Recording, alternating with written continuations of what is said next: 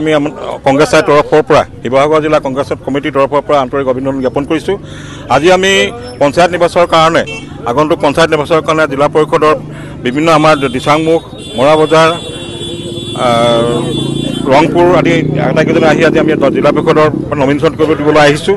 আজি এই মুহূৰ্তত আপোনালোকক জনাব বিচাৰিছোঁ যে পঞ্চায়তত যিমান দুৰ্নীতি বা যিমানখিনি অনিয়ম হৈ আছে আৰু চৰকাৰৰ দিনত আমি সেইখিনি সুচাৰুৰূপে পৰিচালনা কৰিবৰ কাৰণে কংগ্ৰেছ ঐক্যবদ্ধ হৈছোঁ আৰু তাৰ কাৰণে আমি আজি প্ৰতিদ্বন্দ্বিতাত নামি পৰিছোঁ যাতে আমি সেই পঞ্চায়তখন আমি যে সুচাৰুৰূপে চলাব পাৰোঁ। প্ৰতিখন পঞ্চায়তৰ পৰা যাতে আমাৰ যিখন জনসাধাৰণৰ দুখীয়া জনসাধাৰণৰ কাৰণে উন্নতি হোৱাকৈ কাম কৰি যাব পাৰোঁ তাৰ বাবে আমি সকলো কংগ্ৰেছ কৰ্মী একত্ৰিত হৈ ঐক্যবদ্ধভাৱে এই যুদ্ধত নামিবলৈ আগবাঢ়িছোঁ। আমি যে যিটো বিজেপিৰ অপশাসনৰ আজি যিটো ধৰ্মৰ ভিত্তিত তেওঁলোকে যিটো মানুহৰ মাজত বিভ্ৰান্তি সৃষ্টি কৰিছে আমাক সৰ্বসাধাৰণ ৰাইজক তেখেতলোকে কোনো কাৰণতে আগবাঢ়িবলৈ তেওঁলোকক ডমিনেট কৰি ৰাখিছে। তেওঁলোকক ভয় ভীতি খুৱাই সকলো মানুহক তেখেতলোকৰ ৰাজনীতিকৰণ কৰিবলৈ যাওঁতে বিভিন্ন ধৰণে তেখেতলোকে মানুহ প্ৰৰোচনাত নামি পৰিছে। গতিকে আমি ভাবিছোঁ এইবাৰ পঞ্চায়তখন আমি শিৱসাগৰ জিলা কংগ্ৰেছত যদি আমি আয়ত্তলৈ আনিব পাৰোঁ তেতিয়াহ'লে আমি নিশ্চয়কৈ আমি সদায় তেখেতলোকৰ দুখীয়া জনসাধাৰণৰ পক্ষত আমি থিয় দিবলৈ চেষ্টা কৰিম।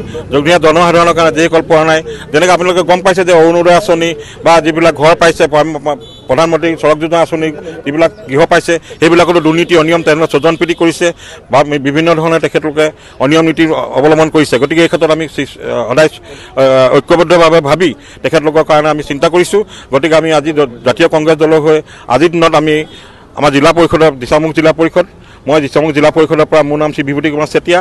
মই দিচাংমুখ জিলা পৰিষদৰ হৈ আজি মনোনয়ন পত্ৰ দাখিল কৰিবলৈ আহিছোঁ আৰু দিচাংমুখ জিলা পৰিষদৰ অন্তৰ্গত যিমানখিনি ৰাইজক মই সহায় সহযোগিতা কৰিবৰ কাৰণে মই প্ৰতিশ্ৰুতিবদ্ধ হৈ আজি মই এই মনোনয়ন পত্ৰ দাখিল কৰিবলৈ আহিছোঁ। মই নিজকে যিহেতু মই এজন চৰকাৰী কৰ্মচাৰী বিষয়া হিচাপে জনস্বাস্থ্য বিভাগৰ অভিযন্তা হিচাপে মই অৱসৰ গ্ৰহণ কৰি মই দেখিছোঁ যে বিভিন্ন সময়ত বহুতখিনি অনিয়ম সৃষ্টি হৈছে। গতিকে মই সেইখিনিৰ ওপৰত জোৰদাৰ হাতত ল'ব চেষ্টা কৰিম। লগতে মই আত্মবিশ্বাস যে মোক সকলোৱে আদৰি লৈছে। দিচাংমুখ আজি তাৰিখলৈকে মোৰ দিচাংমুখৰ জিলা পৰিষদৰ সকলো সদস্যই সকলো জনসাধাৰণে মোৰ প্ৰতি সন্তানকৈ মই নিশ্চিত বুলি মই নিজকে ভাবিছোঁ আৰু মই সম্পূৰ্ণ আত্মবিশ্বাসেৰে নামিছোঁ এই জনসাধাৰণৰ কাৰণে সৈতে কাম কৰি যাবৰ কাৰণে।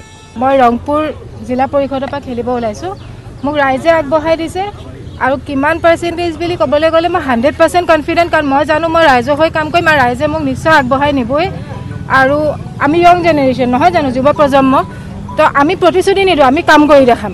আৰু সেইটো বুলিয়ে কৈছোঁ আমি কাম কৰি দেখাম, আমি প্ৰতিশ্ৰুতি একো নিদিওঁ, কাৰণ প্ৰতিশ্ৰুতি দি পিছত বহুতে থাকি যায়, আমাৰ বদনাম হয়। আমি বদনাম হোৱা কাম একোৱে নকৰোঁ।